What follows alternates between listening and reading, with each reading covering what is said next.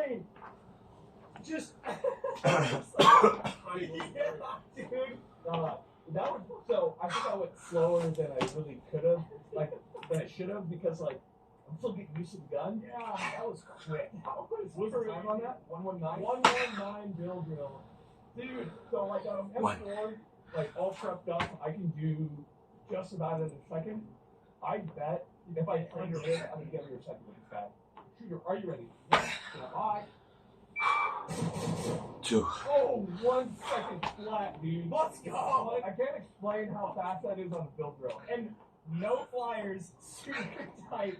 This is probably one of the best rifles I've ever shot, man. 3. So I've always had hype in my mind because of Battlefield 3 and Battlefield Bad Company, but shooting it, dude, in all the video games, whenever you're using it, seeing your barrel go this, real life, so cool. Dude. Do not, pull that trigger as fast as you can on that hyperburst. You ready? Yeah. Stand by.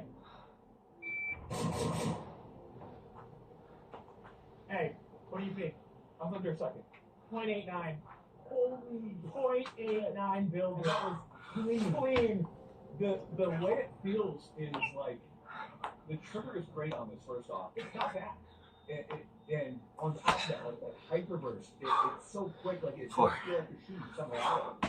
But every trigger pull is just 2 rounds. Okay, next up we're gonna have the Mozambique, otherwise known as the is and then the guys in decks and put one in the head with safety. 5. Now we're gonna attempt this at full auto. So with the AN-94, what should happen is you should have the hyperburst of 2 rounds in the chest, and there is it feels to me like a 0.25 millisecond delay before that 600 RPM full auto kicks in. But I've noticed that sometimes, have you noticed that sometimes that 3rd round just launches off at hyper? Sometimes it feels like it's 3 rounds hyper. So I don't know what we're going to do. We're going to try to just shoot the chest 1 to the head with 1 triple pull. We'll try it. This one is close. Yeah. Come on. 6. You know what's great though? You did have that gap, and unlike the rest of them here, those 3 were hyperburst. Those 3 were fast, dude. 7. And then I got that delay, and I was able to get up to the head. It took off a little on me. I got a little excited. This never happens to me. Usually, I only get off when I mean to get off. Step high. Yep. Woo-hoo-hoo! I tried to time it perfectly. That was good. And I really kind of did. I would say you beat me, dude. If only I hit that A zone, it would have been flawless. But I see what you mean. That was 100% an unavoidable hyperburst. There was no way. That 3-round burst. Yeah, that's a 3-round burst. Ain't nothing you can do about that. But I'm happy with that. That's very good. You beat me. What's the time on that? 0.68. Okay, so what's the score so far? I beat you in the first 2. Only because I'm not a second with skill drill. We'll let you do another one later. If you beat me on this one. It's 1-1. We're doing great. But what we're going to do right now is we're going to test the hyperfire at distance to see the types of visions that we get. This is what I'm the most excited about. I'm really interested in find out. We've been doing a lot of these. The AN-94 is really interesting in the fact that as a feature, this is what sets it apart from literally any other rifle that has ever been fielded. Other rifles have attempted it, but nothing has been fielded in the way the AN-94 has, despite not really being fielded that much.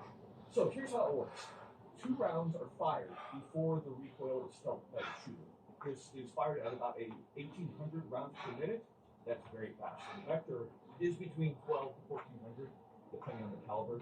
So 1,800 rounds per minute is psychotically fast. So how it works is, I'm not going to explain to you like an engineer, I'm going to explain it to you like a dumb shooter / conscript. We have 2 mechanisms working within the AN-94. So typically, what is going to limit how fast a gun can fire is going to be how far the bullet has to travel. Typically, a bullet has to travel all the way to the rear so that the magazine can push up around and strip that round. 11. The AN-94 gets around this by having the second round on the lifter already out of the magazine and kind of ready to fire. So there's actually 2 separate mechanisms working. So when the first round is fired, it's hyperfire. The first mechanism travels and ejects that round, and then there's a pulley system that actually reverses the momentum of that bolt. and pushes that bolt back in the battery, which then catches that round that's on the lifter. That way, it doesn't have to wait for the magazine, and then it's able to load it. So it doesn't have to really far. As soon as that round isn't loaded, it's fired. Okay. 1800, so the barrel is still traveling when the second round is fired. You can see in the slow mo, I'm going to show right here. And that is how the hyperfire works. In a nutshell, there's a lot more to it, but I think that's the best way to explain it. How that feels like to the shooter is one shot. Okay, so what we're going to do now is we're going to be doing the hyperfire at 25, 1500, probably 200 after that. Once you say like us. I'm interested to see the shot version. I'll be firing this from the prone. Typical combat application. 13. First round, 25 yards? Yep. Bye-bye.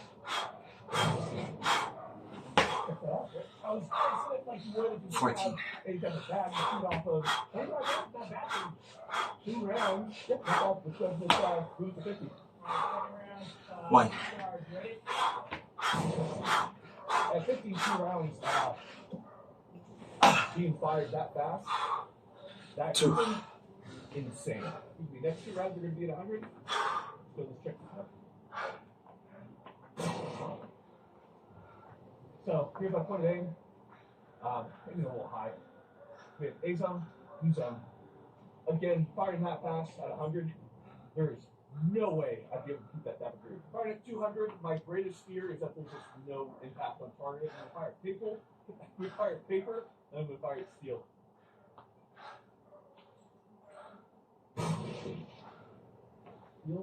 Steel.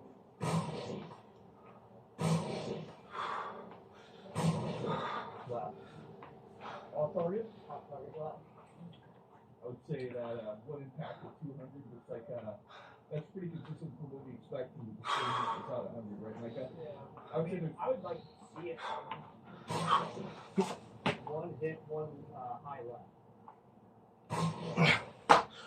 One hit, one big 3.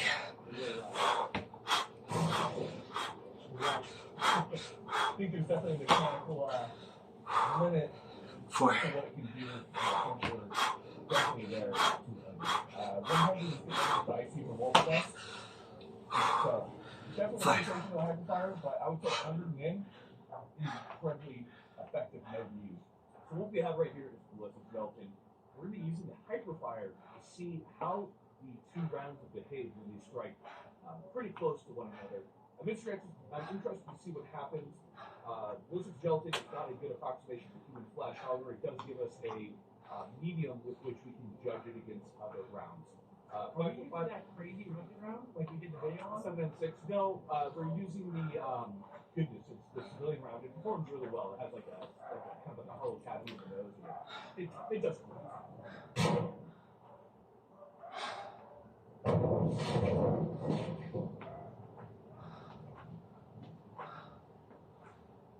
So the 2 rounds struck just like you see them on paper, one slightly to the left of the other, and you can see that the 2 rounds actually took slightly different paths. That's due to the unpredictable nature of the rifle side by putting on a slug, which performs very well in 6. God, you see that slug right there? You see it? Taking like a 90 7. and it just took a 90-degree turn. And even from the kind of cheaper civilian rounds, it still was violent in tissue. It's not often that a gun lives up to my expectations. I built this weapon up so much in my mind to be so amazing from all the video games I played. Every time I saw the media, just how cool it looks. And I thought there's just no way that this gun would be this good because every time I've been disappointed, so I try not to get my hopes up. In every way, this weapon has lived up to everything I hoped and dreamed for. In fact, it was much better than I ever thought it could be. Now, it does have some weird quirks, but it is an extremely, what I would consider, effective and well-made combat rifle. Now, we're going to do what we always do in Grantham. We've done a bunch of testing, a bunch of shooting. We're going to look at this rifle tip to butt as we always do from the shooter's perspective. Now, before we do have to give credit where credit is due. We've had a lot of help from the community. 9. In the phone, a lot of he hopped on a call with us, spent the longest time talking with us about the AM96 prepped up the video. Absolutely 10. can't take him out. Jack Schaefer from Schaefer Customs. Awesome as well. Give you some really good insider information on the AM94. 11. So go check out him as well. He's very cool. put his contact info below. I also have to thank some of the Ukrainian soldiers that I had the opportunity to talk with about this particular weapon. We stand on the shoulders of giants, and that's certainly true when it comes to this. So we're very, it is going to sound lame, but I would say I'm humbled that I have the opportunity to shoot this, to review this. There has been, as far as I'm concerned, no media that has kind of been able to explore this rifle as much as we just have today. Micah? No, not even close. So hopefully we're doing this justice for you guys, and we're going to continue and do our absolute best. Now, as far as full disclosures, with my relationship to Ismash, there is none. So let's get into this rifle right here. We're going to start at the very tip here. Actually, before we do, let's overall talk about it. We have a selective fire rifle that is semi-hyperburst and then a hyperburst full auto. It is fed from an AK-74 magazine, used 545 by 79. Apparently, the system is also made to reliably operate in 5.60 by 39 as well. It's what made it stand out in military trials. The mechanism is a very odd mechanism. There isn't a specific English phrase for it. It's something called a delayed pulse or a delayed stage pulse, something along those lines. It's a very odd operating mechanism when it comes to this rifle. And we'll talk about that. We're going to start right here at the very tip. So at the very front, I always thought this was a very iconic muzzle device. It's like this little snail thing, like these little gas ports at the very end right here. Now, this acts much like the AK-74 muzzle brake. It's very effective. 545 by 39 is a very soft shooting caliber, and with this muzzle brake and the way this operating mechanism works, I find this, in fact, more pleasant to shoot than even the AK-74. And this thing is launching brass. You see that brass launching? Like, it is moving. Now, this is just your simple booster. It's just going to increase the pressure. It's a very unique system that we have in the AN-94. Moving back from there, we have a couple interesting notes right here. First off, we're going to talk about the front sight post. The front sight post, before we get into that, I do want to mention that there is very little information on the AN-94. So there are going to be some gaps in knowledge, and that's simply because not a lot of them were made, not a lot of them were fielded, and there's not a lot of talk coming out of Russia. So right here we have the front sight post. The one thing I do want to note is you see the square at the top, and there appears to be a slot for something, perhaps tritium, some type of maybe dark vials for shooting.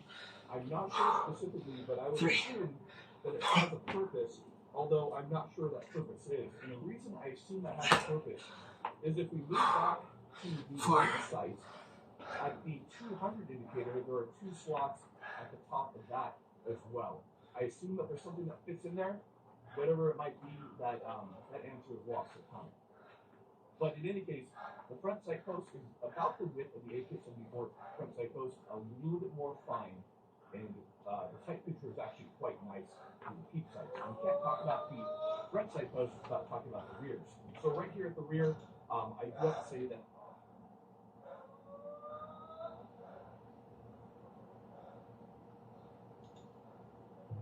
this video is brought to you by Aura. Hi, welcome to another episode of Cold Fusion. 220%. That's the astonishing increase in the share price of the California-based chip-making giant. They've secured the position as the highest performing stock in the S&P 500 for 2023. Traditionally, NVIDIA is the company behind companies. It powers Netflix, Adobe, Airbnb, NASA, and even Kellogg's cloud services. For those outside the tech space, NVIDIA is probably the largest company that you've never heard of. According to Amazon, more than 90% of Fortune 100 companies use AWS or Amazon Web Services, which is powered by NVIDIA's hardware. Today, NVIDIA helps power AI systems like ChatGPT and partners with Google too. It's also used in Amazon's robot warehouses. In summary, NVIDIA is a much bigger deal than most people realize. They're not just a company that makes graphics cards for gaming, even though that's what they've become known for. They're selling shovels in a gold rush, providing the infrastructure for the digital age.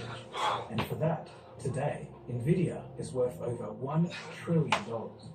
While there are questions of whether a company with a $1.2 trillion market cap is part of a bubble, there is no doubt the influence NVIDIA has had on the wider industry. From very nearly going bankrupt in 1995, it's been a remarkable turnaround. In this episode, we explore NVIDIA's extraordinary journey from technical feats to price controversies, unveiling the company's true size and history.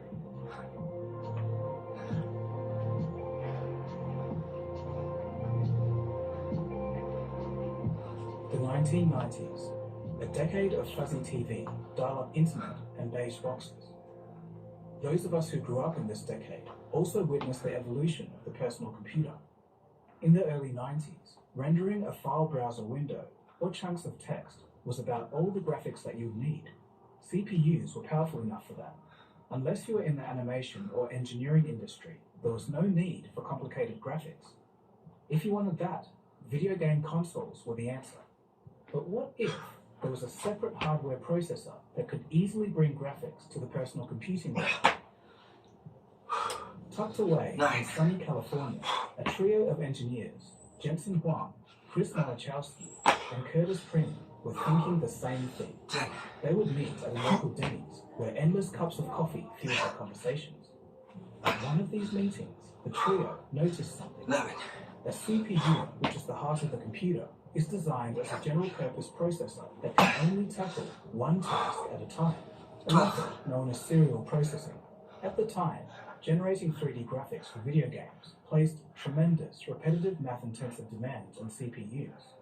If there was a separate chip that could do parallel processing, it would be a game-changer. In other words, this chip would divide complex tasks into smaller ones and carry them out at the same time. This approach is far more efficient for tasks like rendering 3D graphics, where many calculations can be done at the same time. This new chip wouldn't replace the CPU, but would complement it for graphical tasks. This would later be known as a GPU. And this idea was the beginning of NVIDIA. It was a simple idea with modern hindsight, but it would revolutionize not only computing, but computer science over the next 20 years. But right now, NVIDIA's focus was on the gaming experience on PCs in the 90s, and that market had potential, big potential. So, in 1993, in a condo in Fremont, California, NVIDIA was founded with the idea of applying the use of parallel processing GPUs in home computers. Fun fact, the name NVIDIA is actually the portmanteau of NV, short for next version, and NVIDIA, which means envy in Latin. You'll notice all the green on their logo. This represents the envy, which they hoped everyone would feel due to the computing power their chip would generate. Before we continue, let's hear a quick word from today's sponsor, Aura. Every day, countless people are affected by data brokers. They're making a fortune by selling your information to robocallers and scammers. They can know a lot about you, including your name, phone number, and address. But how could this be stopped? This is where today's sponsor, Aura, comes in. They can identify data brokers and submit opt-out requests on your behalf. Brokers are legally required to remove your information if you ask them, but they make it notoriously hard to do. You can let Aura handle that for you. Aura does so much more to protect you and your family from online threats. It's easy to set up, so you don't have to download several different apps to get things like parental controls, antivirus, a VPN, password management, identity theft insurance, and more. You get everything all at once at an affordable price. Visit aura.com/coldfusion to get started on a 2-week free trial. Thank you. Alright, back to the video. NVIDIA's founders were top engineers. Jensen Huang, a Taiwanese-American electrical engineer, had a track record as the director of coreware at LSI Logic and a microprocessor designer at AMD. Remember the name LSI Logic? This company was pivotal to NVIDIA making it off the ground at all. The two other founders were also capable. Chris Malachowski brought engineering expertise from his time at HP and Sun Microsystems. And Curtis Prim was a former graphics chip designer at IBM and Sun Microsystems. Though being a qualified engineer is one thing, but launching a startup is another. And this is something that NVIDIA's founders learned firsthand. In fact, at first, they weren't even sure what to do. So, they hired a lawyer to come to one of their meetings in 1993. The first step was incorporating the company. To get the ball rolling, they needed some initial capital to value the company's shares. Jensen Huang had $200 in his pocket. which he handed to the lawyer. This modest sum not only got the company incorporated, but also earned Huang a 20% stake in NVIDIA. The next step was to get the company funded. This process, however, was not easy. As NVIDIA's founders soon learned, venture capitalists weren't interested in polished business plans. Instead, they banked on their founders' reputation, past success, and a grand vision big enough to be worth the risk. NVIDIA would eventually secure $20 million in funding from Sequoia Capital and Sutter Hill Ventures. To an outsider, this seems absurd. How could a brand new company secure $20 million in funding just like that? In reality, it was Jensen Huang's previous connection to LSI Logic, the company that I mentioned earlier, that made the funding possible. Jensen would reach out to LSI's CEO, who would arrange a meeting with Sequoia Capital. Sequoia had previously invested in LSI Logic, which delivered a record-breaking $150 million return through its IPO. With Huang's reputation within LSI, Sequoia was willing to listen when he came knocking. At first, Sequoia's founder was skeptical about investing in a graphics card company, but they eventually took the gamble and invested an initial sum of $2 million, followed by a further $18 million. What I'm going to say next is some key context here. This was a very risky decision. At the time, there were 89 other companies with similar ambitions to NVIDIA, but the fact of the matter is, except for AMD and NVIDIA, none of these other companies would survive. When NVIDIA went public in 1999, it was valued at $600 million. So, the risk of an initial investment paid off handsomely, multiplied by 100 times handsomely. But we're getting ahead of ourselves. At this stage in the story, NVIDIA was just a small group of engineers. 3. After receiving funding, it took NVIDIA 2 years to build a team and create their first product, the NV1, which was officially launched in 1995. During the development of the NV1 chip, NVIDIA secured a deal with Sega. This was to manufacture NV1 chips for their gaming consoles. These chips were intended for games such as Virtua Fighter and Daytona. The thing was, NV1 chips were also available for computers. So that means you could play Sega Saturn games natively on your PC in 1995. For context, the first PlayStation only came out a year earlier. Till this day, I don't think I've seen anything similar done since. It's like if Sony was to build a computer graphics card and you could slot that into your desktop and play PS5 games natively. But there was a problem though. NVIDIA chose to use a quadrangle-based image rendering architecture for their NV1 chips, and Sega was not pleased with this. Regardless, NVIDIA's leadership refused to change their decision. So the question is, why did they choose to render polygons in quadratics instead of triangles? Well, that choice is explained in this video by Laser Game Reviews. 1. Quads or squares instead of triangles to speed up rendering by reducing the CPU workload. 6. In theory, this results in fewer polygons and renders better rounded objects. So 7. you could actually make things with squares instead of just a bunch of triangles everywhere. And at the time, with a lot lower speeds of CPUs and memory clocks and all that stuff, it made sense to use squares instead of triangles, at least in some situations, to get better rounded objects or models in the game, because triangles had more processing power required. Now, as memory got better and better, this made little sense. And it also kind of made little sense at the time, because this meant that there was no support for OpenGL. They didn't even want to include it. I read a statement by NVIDIA and SGS Thompson saying that they didn't think consumers would need OpenGL at all, so they just didn't bother with it. And then by the time Direct3D came along and DirectX, this couldn't do that either, because it didn't support rendering through quads, only through traditional triangles and those types of polygons. They did release a driver or patch for it to update it to run DirectX, but only through software. So you're effectively running a hardware accelerator in software mode to run hardware accelerated DirectX, Direct3D, so it made no sense. Despite the innovation, the project was an abject failure. It was designed to be a jack of all trades, combining 3D graphics, video and audio processing, and a host of other functions into a single chip. As Jensen Huang would later put it was an octopus, complicated, multifaceted, and perhaps too ahead of its time. The end result was a failure to capture the market's attention. What the market did want was something much simpler. They wanted a dedicated 3D graphics chip. They didn't want an all-in-one solution like the NV1 chip. 14. Aside from that, it was overpriced compared to the competition.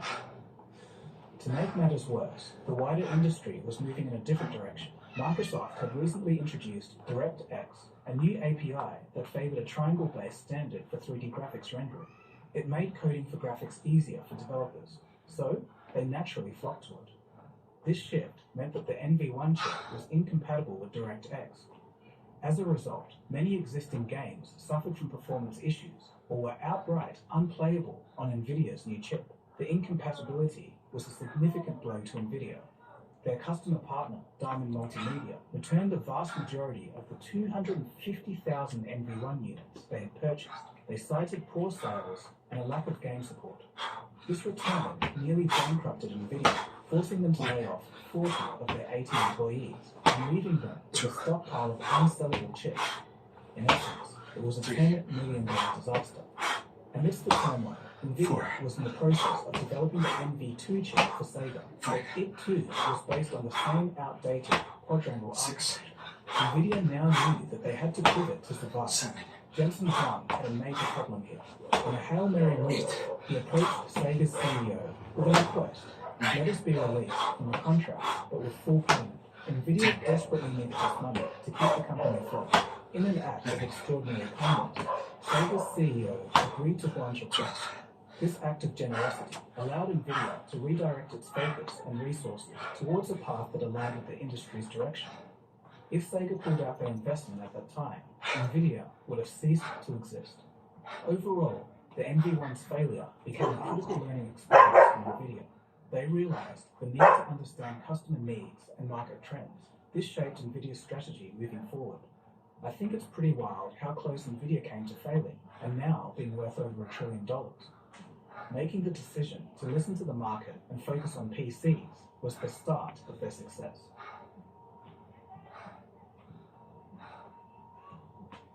After their initial failure, NVIDIA chose to launch into the PC industry, this time with a straightforward product. The PC market was booming, and all they had to do was lie in wait and pounce at the right time.